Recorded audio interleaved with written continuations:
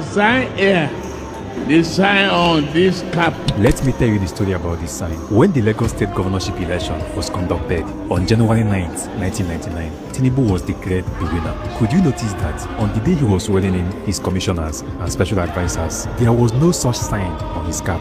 I present with confidence my honorable commissioners and other members of my formidable team. They are all men and women of integrity, proving competence and goodwill. Then, some years later, this sign emerged. So, there are two parts to the story of this cap and the sign. The first one started in 1993. After Babangida stepped down as head of state, he appointed Ernest Shonokon to be the interim head of state. But just 83 days after Shonokon took over, Abacha took power from Shonokon. Fellow Nigerians, consequently, the following decisions come into immediate effect. The state executive councils are dissolved. All local governments stand dissolved. The National Electoral Commission is hereby dissolved. All processions in any part of the country are hereby banned. Any consultative committee, by whatever name called, is hereby proscribed. Like this video or you're hereby banned. Please like this video and share. So Abacha banned every political parties, every gathering, social gathering involved 2 or 3 persons. He will now declare it them and ask for the arrest of those that is involved. Abacha went ahead and banned dissolved Senate. The national and state assemblies are also dissolved. And Tinubu was a senator then. So you want to cover and preempt any fallout of that investigation. But they couldn't do much to stop Abacha. The implication was that there won't be any court to grant you freedom if Abacha decides to deal with you. So most activists and politicians went into hiding, including Tinubu and Shoyinka. As I've been saying just now, Abacha never governed the country. Yes, he terrorized the country. He bullied the country. He had power. He had no authority. He was able to torture. He was able to kill. He was able to take hostages. But he never governed the country. But remember, before Abacha took power in November 1993, there was an election in June 1993, which everybody believed that Abiola won. But Babangida, who was the head of state then, annulled the election. After cancelling the election, there was massive protest in Nigeria. Tensions in Nigeria grew with presidential elections, which were annulled by military after the People's Choice, Marshal Abiola, appeared to win. His ambitions were thwarted by the general's intervention. The unrest set a pattern for what was to come, as disillusionment and anger swept the country. Riots, particularly in the towns and villages of the southwest.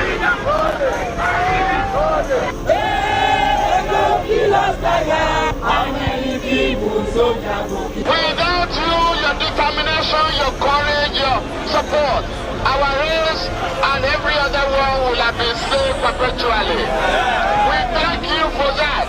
Very soon, it will only 30 minutes. And when it is 30 minutes,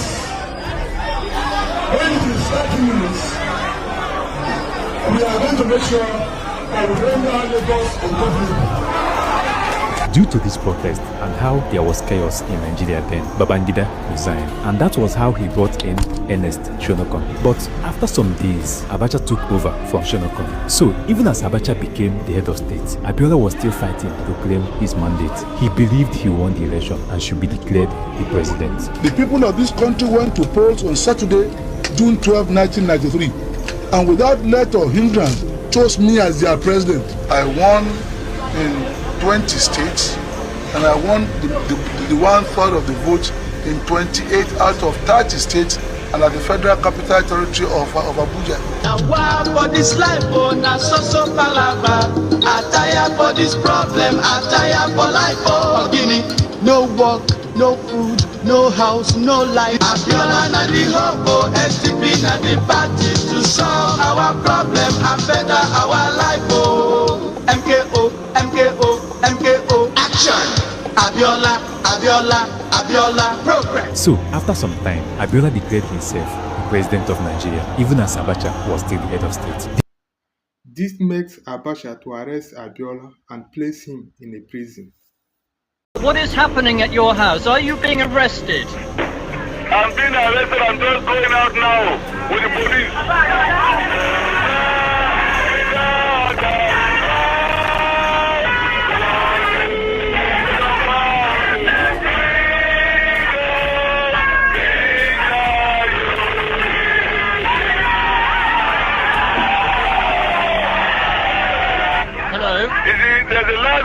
there, and I was being escorted out to detention by singing the national anthem.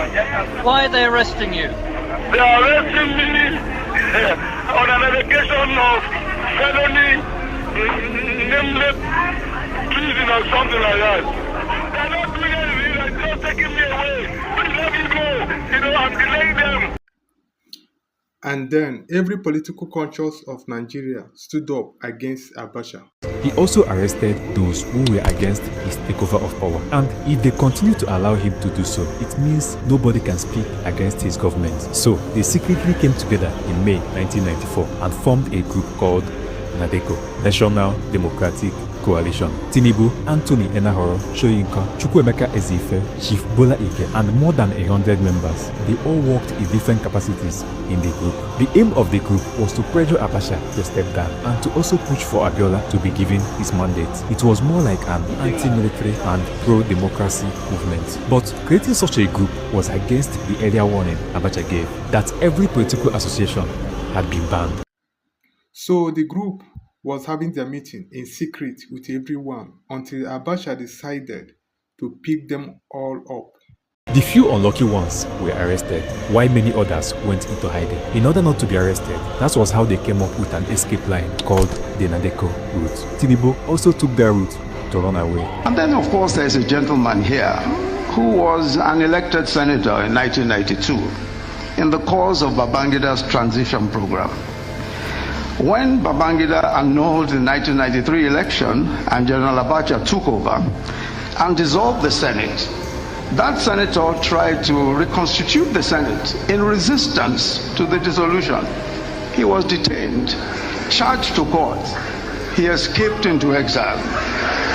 Most of the politicians then who were against Abacha escaped and went into exile then through the same NADECO route. The president of now also went to that route. Tinubu went through that route. Went to that route, yes, to escape with a what is it called now? This thing that Muslims wrap around their head,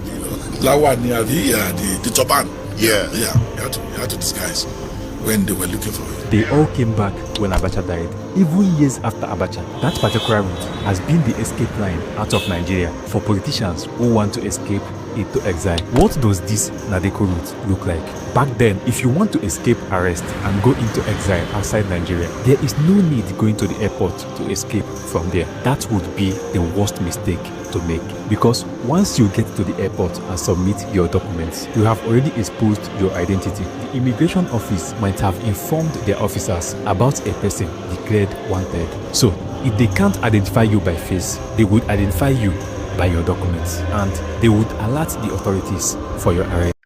So what those men were doing those days to be safe, they were taking that NADECO route to pass to their exile. From Ota, they take a bike down to Idiroko border and through the bush from Idiroko to Benin Republic, and then cross over to Togo. From Togo through the unfamiliar paths and find their way to Accra, Ghana. Then take a flight in Ghana to either USA or UK, depending on the person's plan and destination. But apart from escaping through this route, the group also learns how to disguise and survive political hostility. Thanks to Bola Ahmed Tinubu, I went to him one day and I said, I need a bulletproof vehicle. And he told me what to do. One of the things he told me is, go and get many used cars, different colors, different shapes, different. So if I was coming to your house, before I got to your house, I would have parked a car in your house. When I get to your gate, I will wind down, greet everybody. Everybody will know I came in green under Accord. Nobody will know that I had maybe a Mercedes-Benz or a Toyota parked in your house in a different color, and I will escape, all windows wound up, without anybody knowing I'd left your house. And so, many years after this struggle, Tinubu began to wear this sign on his cap. And especially in the spirit of new dawn of a renewed hope, our government understands your problems. We share your plight and identify with your aspirations. We promise you that we shall respond positively to all your needs. The meaning he gave to the cap was that the sign is a mark of the shackles he went through. The sign on this cap is broken shackle. The second meaning to the cap was the suggestion many people gave to the sign. People do suggest that the sign, which is more like an 8, also resembles the Ouroboros sign. But to the extent of my knowledge, after checking out the Ouroboros sign, I discovered that this is not actually what the Ouroboros sign looks like. This is what the sign looks like. It is just like a circle. So I leave it for you to take a conclusion. What do you think? Don't forget to like and subscribe.